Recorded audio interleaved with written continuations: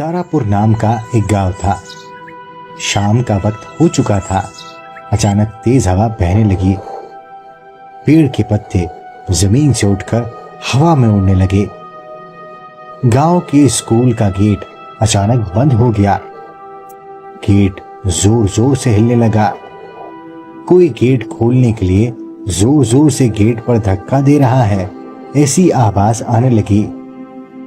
जोर जोर से बिजली चमकने लगी और बारिश हो गई। तभी एक पेड़ पर जोर से बिजली गिरी। वो पेड़ पूरा काला पड़ गया। मीना को गांव दिखा रही थी। तब वो स्कूल के पास आती है। आइए माँ जी, देखिए ये है मेरा स्कूल। हाँ हाँ चलो, पता तो चले किस स्कूल में सीखकर मेरी बहू इतनी काबिल बनी है। क्या माँ जी, आप भी ना, आइए आइए।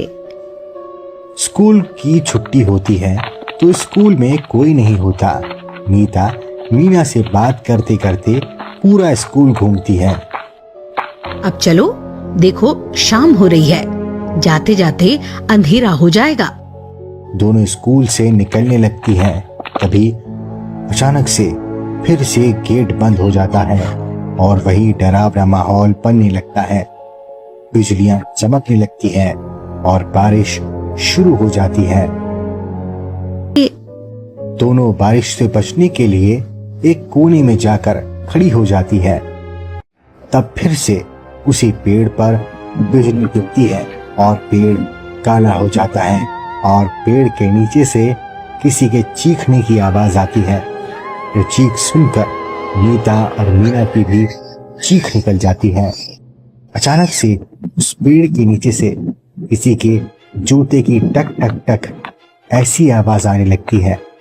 साथ ही जमीन पर जूतों के निशान दिखने लगे। धीरे धीरे वो निशान नीता के पास आने लगे। ये सब देखकर नीता और मीना की हालत पतली हो गई। दोनों बहुत डर गई।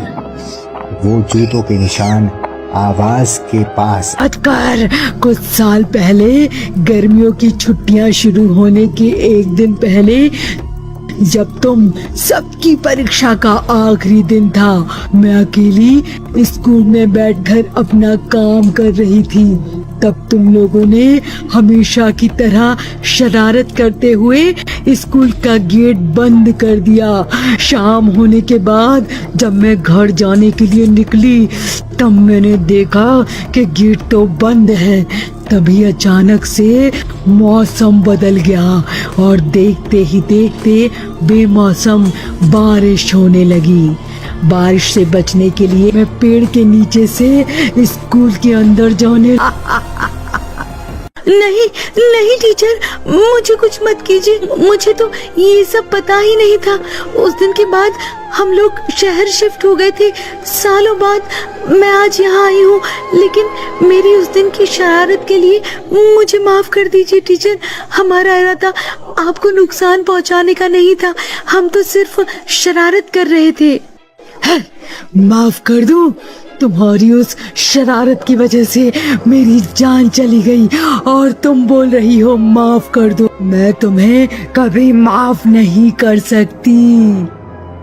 फिर चुड़ैल टीचर नीता को अपने साथ उस पेड़ के नीचे ले जाने लगती है। नीता उसकी हाथ जोड़कर गिड़गिड़ाकर माफी मांगने लगती है, लेकिन चुड़ैल नहीं मानती और नीता को पेड़ के नीचे खड़ा कर देती है।